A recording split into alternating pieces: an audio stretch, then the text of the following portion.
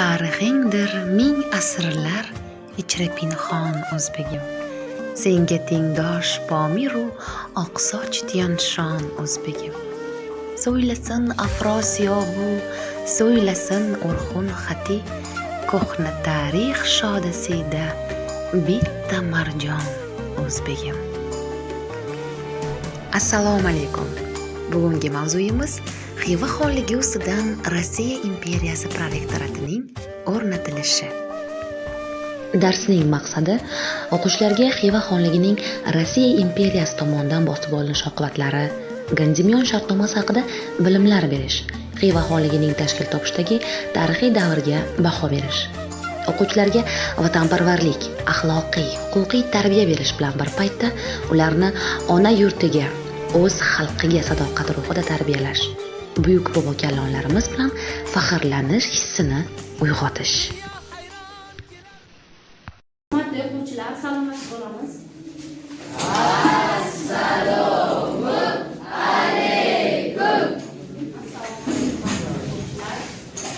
Bugungi darsimiz O'zbekiston tarixi va sinfda navbatchi kim? Navbatchi. Bugun sinfda men navbatchi, sinfda bo'lishi kerak 28 nafar o'quvchi, shulardan 2 kishi Jamolxon Rahmatullohni Jo'rayev Elyor darsda yo'q, qolgan hamma darsga tayyor. Qolgan ham ularning sabablidan mayli qolgan ham hurmatli o'quvchilar, biz dekabr oyida qanday muhim sanalarni nishonladik va nishonlamoqchimiz. Marhamat, Dinoza. 1-dekabr xalqaro OITSga qarshi kurashish kuni. Rahmat. 3-dekabr xalqaro doktorlar kuni. Yana qanday sanalar? 8-dekabr O'zbekiston Respublikasi Konstitutsiyasi qabul qilingan kun. 1-dekabr O'zbekiston Respublikasi Markaziyasi qabul qilingan kun. Juda yaxshi. Yana qanday muhim bir sanani nishonlaymiz? Qani? 31-dekabr yangi yil.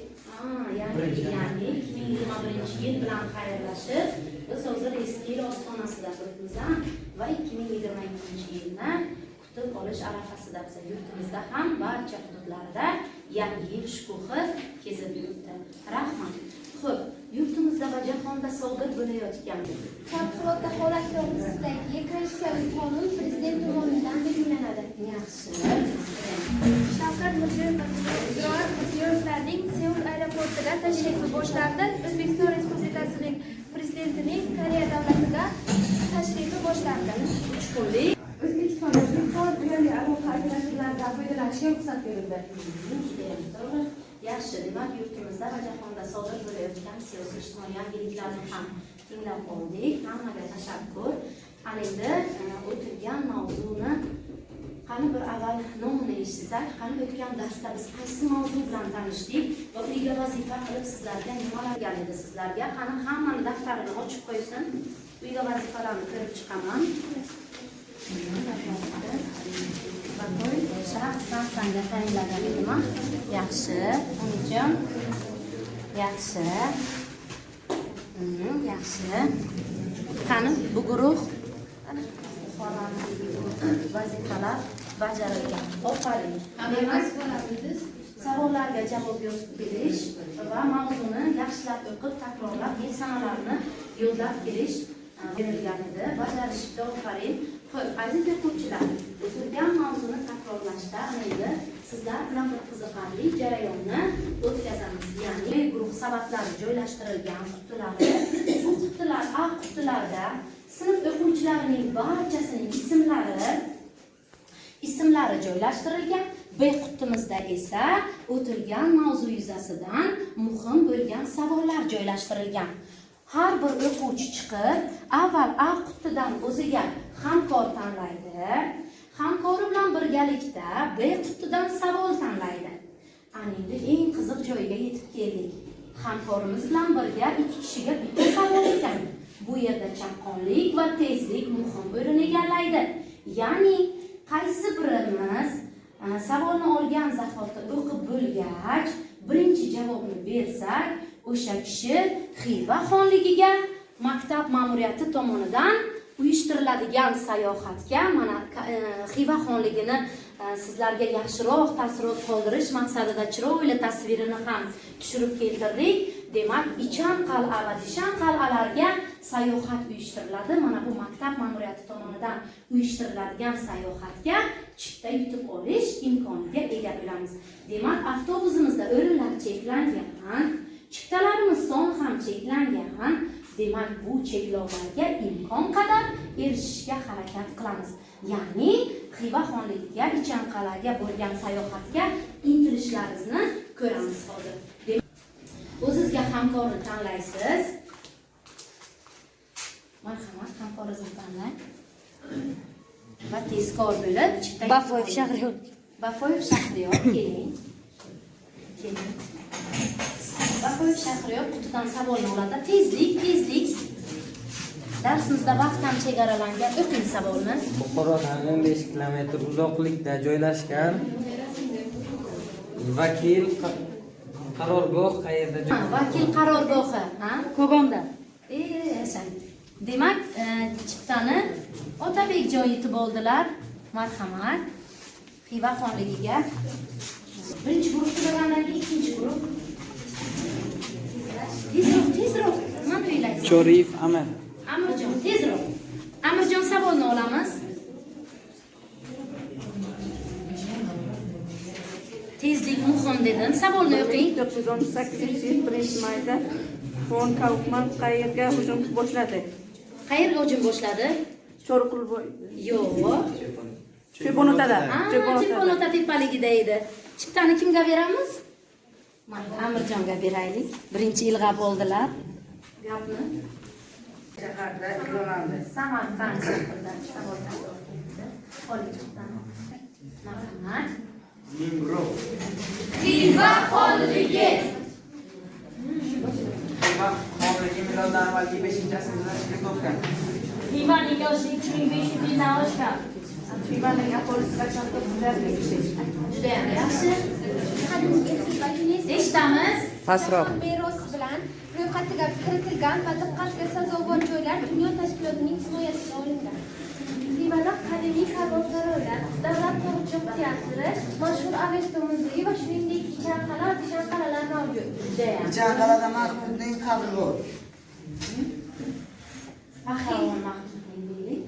Xivada qal'a bor. Qal'a ichida biri Ichan qal'a, birisi Dishan. Mashhurdir birining nomi ochunda, biri nurar yotar benazar beshon. Ichan qal'a demak Xorazm faxri. Bahor naqsh gumbazlar, minor sardoba, shundadir ul buyuk Mahmudning qabri, shundadir shon g'urur Dishan xaroba. Bizning guruh Buxoro amirligi. Buxoro amirligi Temuriylar saltanatining yemilishidan kelib chiqqan davlatlar hisoblanadi. Buxoro amirligi Buxoro xonligi 1756-yildan keyingi nomi Buxoro amirligi deb atalgan, ammo 1920-yildan keyin Rossiya imperiyasi bosqini tufayli tugatilgan. Poytaxt Buxoro, dini islom, tillari o'zbek va fors tillari, aholisi o'zbeklar, tojiklar, turkmanlar hamda Buxoro yahudiylari, boshqaruv shakli mutlaq monarxiya. 1758-yil Rahmiy vafotidan so'ng uning amakisi Doniyorbek 1758-1785-yil nomzod seçildi. 1958-yilga kelib Toshkent, Qo'qon, Marv, Balx, Qunduzdan kelgan elchilar hokimiyatni tan oldi.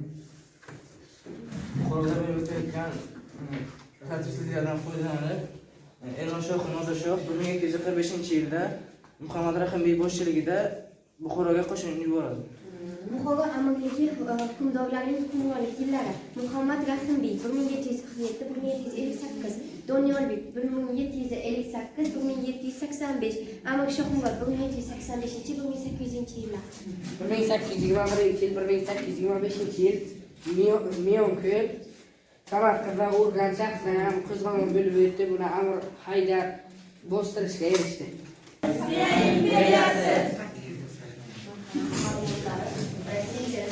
Rossiya imperiyasi 1721-yilda Pyotr I tomonidan imperiya deb e'lon qilindi.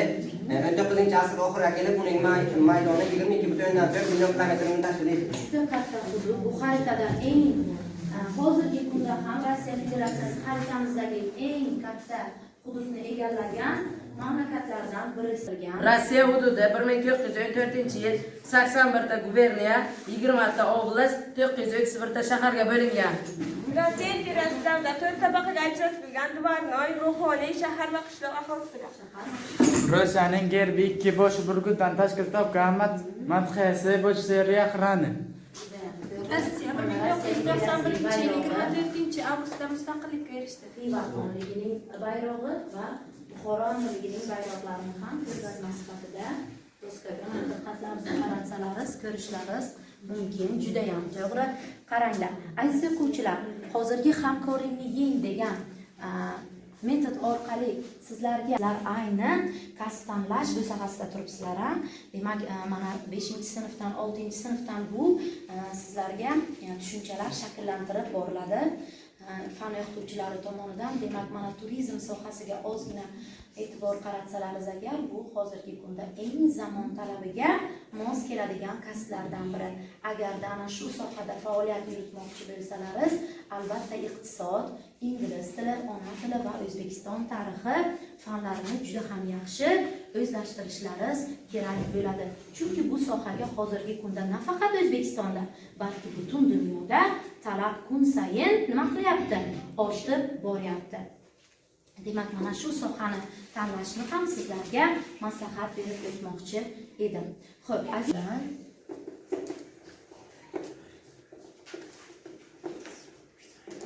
Rossiya hamma daftarini ochadi.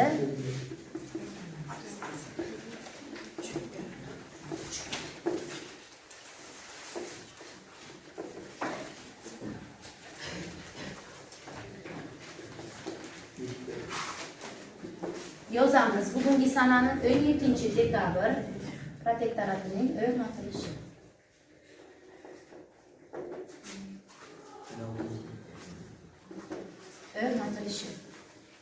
Yozilgan sanalarni, bugungi mavzuni ham yozdik.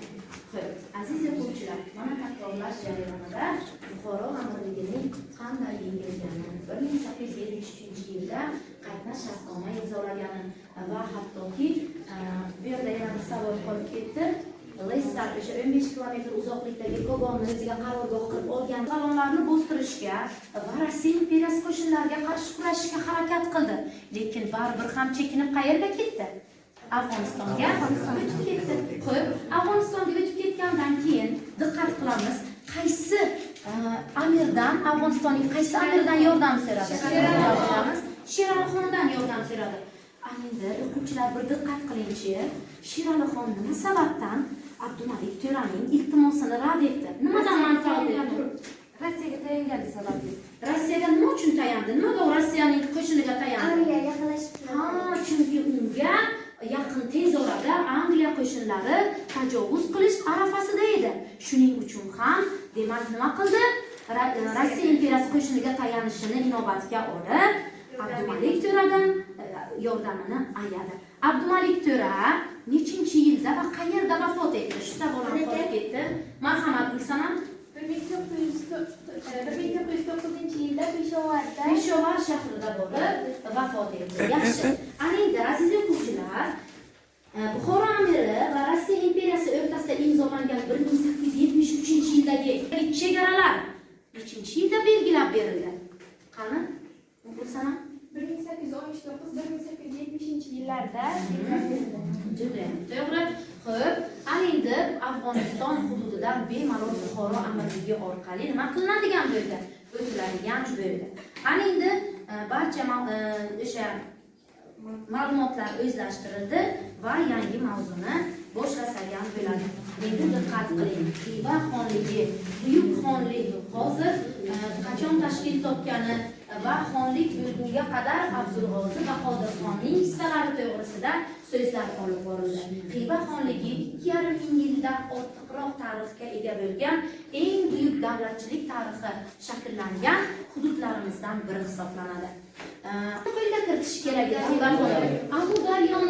Agar Amudaryoni qo'lga kiritsa, demak Xiva xonligi ustidan protektoratni o'rnatib, bemalol uning kemalari Amudaryo bilan o'sha Xiva xonligi chegarasidan o'tish imkoniyatiga ega bo'lardi. Amudaryoning suviga ega bo'lardi, serhosil yerlariga ega bo'lar edi. Ya'ni Amudaryoning o'sha atrofidagi yerlar juda ham serhosil bo'lib, paxta va g'alla ekinlari uchun nihoyatda qulay edi. Ana shuning uchun ham Amudaryo suvi esa Rossiya imperiyasiga o'tkazishga juda ham 3-bosqich Rossiya imperiyasi bosqinlarining 3-bosqichi 1873-79-dan Orenburg, sharqdan Turkiston hamda janubdan 4 ta okrugdan tashkil topgan armiya deyarli bir vaqtda yo'lga chiqdi.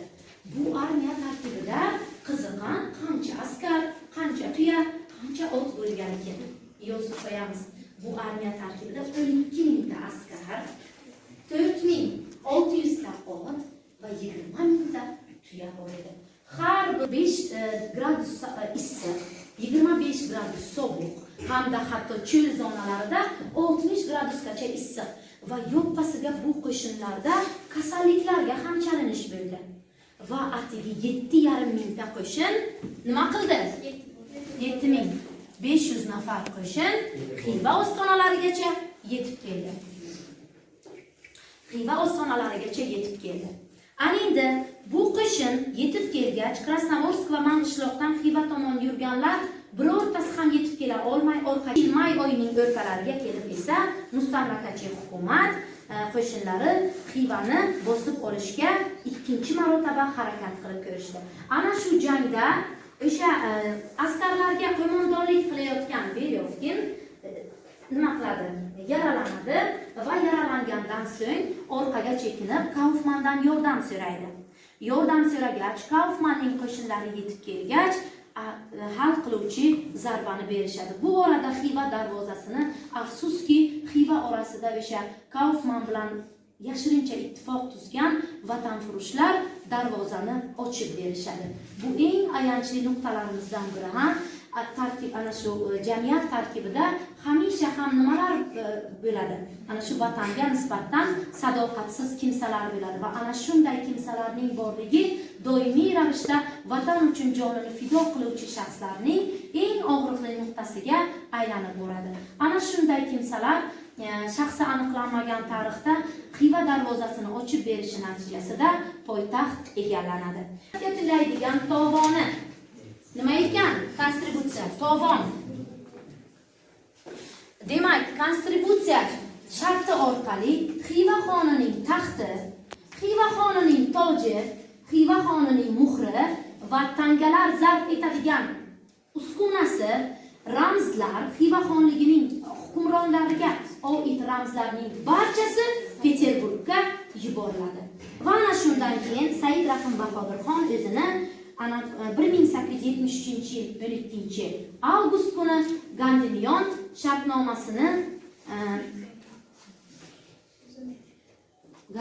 shartnomasini imzolashga majbur bo'ladi. Xo'p, Gandimyon shartnomasi Muhammad Rahimxon II va Fon Kaufman o'rtasida imzolangan. Marhamat, mana Fon Kaufman bilan tanishishlaringiz mumkin. Fon Kaufman bilan Muhammad Rahimxon IIni doskaga taklif qilamiz. Shu o'rinda 5 tashabbusning bir yo'nalishi bo'lishining ayanchli 12-avgustida shu voqea sodir bo'lgan.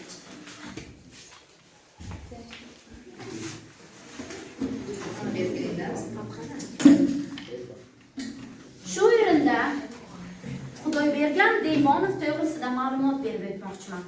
O'zbek kinematografiyasining birinchi kinematografi, birinchi fotografi Xudoybergan Deymonov. Marhamat, Muhammad Rahimxonning shaxsiy fotosuratchisi ham bo'lganlar bu kishi va bizgacha shuncha tarixiy manbani Muhammad Rahimxonning asl qiyofasini yetib kelishida shu inson sababchi bo'lgan. Marhamat, Xudoybergan Deymonov. Xudoybergan Deymonov 1879-yil Xorazmda tug'ildi.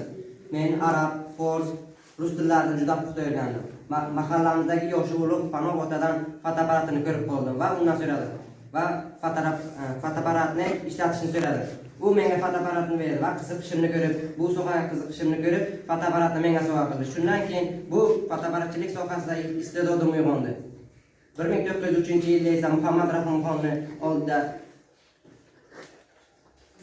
Gamilion shartnomasining imzolanishini ham o'z ko'zim bilan ko'rgan va uni fotolavhalarda muhrlagan inson edilar bu kishi.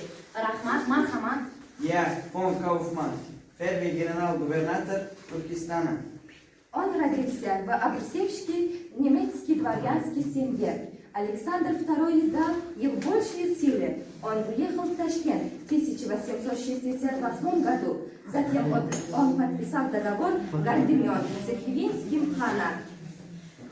Shu o'rinda aytib o'tamiz, 1873-yilda 12-avgust kuni Xiva xonligi uchun juda katta talafot keltirgan Gardemyon shartnomasini fon Kaufman imzolagan edi. Turkiston general-gubernatorligining birinchi general-gubernatori shu inson va Pyotr II unga juda ko'plab vakolatlar bergan edi. Muhammad Rahimxon ikki shaxsiga ham ozgina to'xtalamiz. Muhammad Rahimxon II bor kuch imkoniyatlarni ishga soldi. Bor tish tirnog'i bilan kurashdi, lekin afsuski Xiva xonligining mustaqilligini saqlay olmadi. Marhamat. Muhammad Rahimxon II 1873-yil 12-avgustda fon Kaufmanning chaqirig'iga ko'ra Gardemyon qishlog'iga bordi. Eyvoh, xalqimning omonligini saqlash uchun bu shartnomani imzolashga majburman. Katta rahmat. Besh tashabbusning o'sha san'at yo'nalishida o'z iqtidorlarini yangi mavzu jarayonida Munis ogahiylarni o'rganamiz. Munis va ogahiylar juda serqirra ijodkorlar bo'lib, demak Xiva xonligi tarixini ham yozib qoldirishda o'z hissalarini qo'shgan hisoblanadi. Demak, mana bu fanlarning tarix fani bilan bog'liqligi nihoyatda yuksak hisoblanadi. Chunki tarixning har bir sahifasini o'rganishda bizga o'tkir zehn va til bilish qobiliyatimiz juda muhim. O'ylaymanki, bu fan oyligida ham sizlar juda faol qatnashasizlar. Aziz o'quvchilar, Gardemyon shartnomasi imzolangandan keyin O'rta Osiyodagi oliy hokimiyatni ruxsatsiz xonning biror bir ishni amalga oshirmasligi belgilab qo'yilgan. Hattoki savdogarlarga shu qadar katta vakolatlar beriladiki, ular Xiva xonligi chegaralarida bojsiz, to'lovsiz, hech qanday boj to'lovsiz, demak, faoliyat yuritishni ham qo'lga kiritadi. Hattoki ana bu Gardemyon shartnomasining 11-bandida Amudaryoning chap qirg'oqlarida rus pristanlari qurilishiga ruxsat berildi va bu pristanlarning qurilishida Xiva xoni homiylik qiladi va pristanlarning xavfsizligi va hayoti uchun Xiva xoni endi javobgar degan band ham 11-moddada qayd etib qo'yildi. Shunday qilib, 20 yil davomida Xiva xoni 2.200.000 miqdorda nima to'lashi kerak edi? 2.200.000 miqdorida tovon puli to'lashi kerak edi va bu jangda Xiva xoni o'zini aybdor deb tan olishi kerak edi. 2.200.000 pul davlat xazinasida bor edimi aziz o'quvchilar? Afsuski yo'q. Shuncha Rossiya imperiyasi bilan kurashgandan keyin Xiva xonligining iqtisodiy jarayoni ancha tanazzulga yuz tutib qolgan edi, to'g'rimi? Va bu pul afsuski 20 yil davomida aholidan terib olinadigan bo'ldi va aholi yanada qiyin ahvolga solindi. Barcha zulm ularning boshiga tushdi. Ana shundan keyin xonlik xazinasi juda ham ayanchli ahvolga keladi. Tovon bilan birga yangi soliq va majburiyatlarning joriy qilinishi ham afsuski begunoh aholining zimmasiga tushadi. Mavzumizda konstributsiya va pristan atamalari bor. Pristan atamasini yozib qo'yamiz. Ruscha so'z bo'lib, kelib to'xtamoq, ya'ni o'sha yerni amalga oshirmoq degan ma'noni bildiradi. Aziz o'quvchilar, ana endi yangi mavzuni tushunib olgan bo'lsangiz, bugun sizlar bilan bir yangi metodni amalga oshiramiz. Bu metod inglizcha so'zdan olingan bo'lib, debriefing, ya'ni siquvga olmoq degan ma'noni bildiradi. Ketmanglar, sizlarni siquvga olmayman, lekin bu ingliz askarlarini siquvga olib, ulardan ma'lumot to'plash maqsadida ishlatilgan metod. Ya'ni hozir sizlarning bilimlaringizni sinash maqsadida buni amalga oshiramiz. Debriefing metodi 3 bosqichda amalga oshiriladi. Sabablar tahlili, faktlarni aniqlash va 3-bosqichimiz harakatlarni rejalashtirish. Qani yechim va xulosalar bilan o'ylaymanki, bularni hozir ishlab bizga topshirasiz. 2-bosqichimiz sabablar tahlili. Buni Rossiya imperiyasi guruhiga beramiz. Bunda ma'lumot, izoh va xulosani taqdim etishlaringiz kerak. Rossiya imperiyasining maqsadi izohi bilan hamda xulosasi bilan. 3-bosqichimiz harakatlarni rejalashtirish. Endi nima qilamiz? Xivaxon nima qildi? Qanday ishlarni amalga oshirdi? Ma'lumot, yechim va xulosalar bilan taqdim etasizlar. Marhamat, guruh bo'lib ishlashlaringiz mumkin. Tezroq.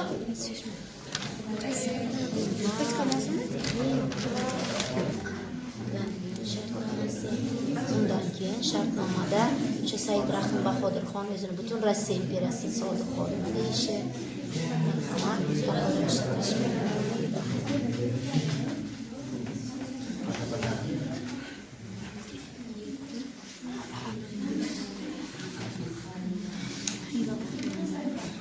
Tayyor bormi?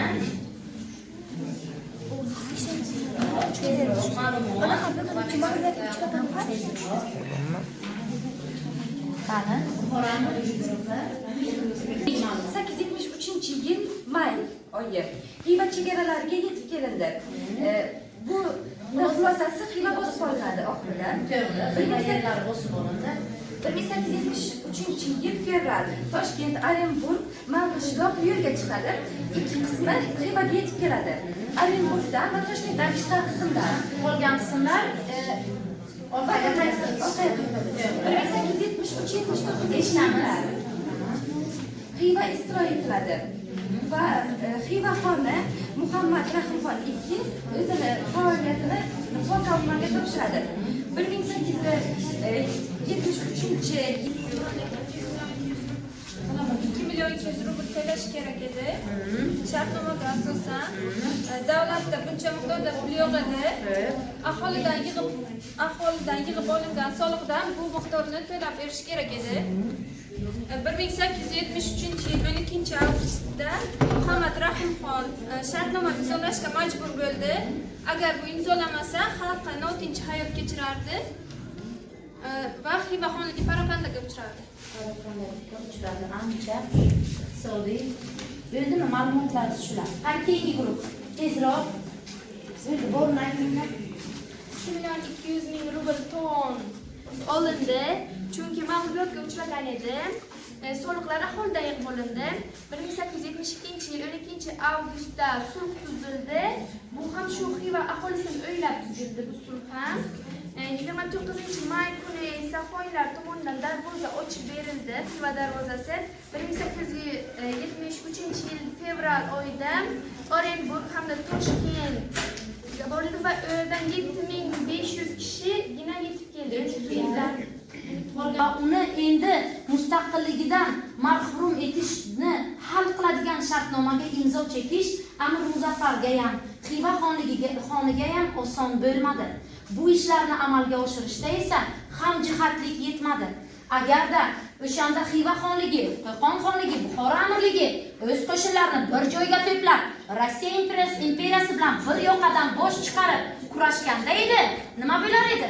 Balki Rossiya imperiyasini, Angliyani tahdidlarini qaytargan bo'lar edik. Bo'linganni bo'ri yer, ayrilganni ayiq. Mamlakatimiz o'sha Temuriylar davridan keyin boshliqlikka yo'l qo'yib taxt uchun kurashishlar va hududlarning ana shunday xonlik va amirliklarga bo'linib ketishi nimaga olib keldi? Mamlakatimizning 100 yildan ortiq vaqt davomida buyuk bir imperiyaga tobe bo'lib yashashga olib keldi va Allohga shukrlar bo'lsinki, mustaqillikka erishgan va biz o'z bayrog'imiz, o'z gerbimiz, o'z konstitutsiyamizga ega bo'ldik.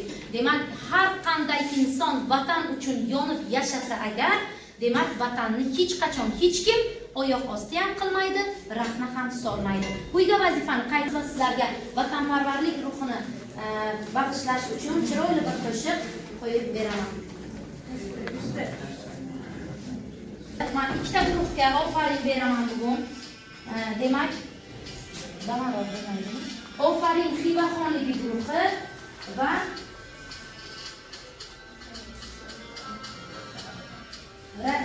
Buxoro amirligi guruhi va Barakalla spikeri bilan Rossiya imperiyasi guruhi oxirgi bo'lganliklari uchun taqdirlanadilar.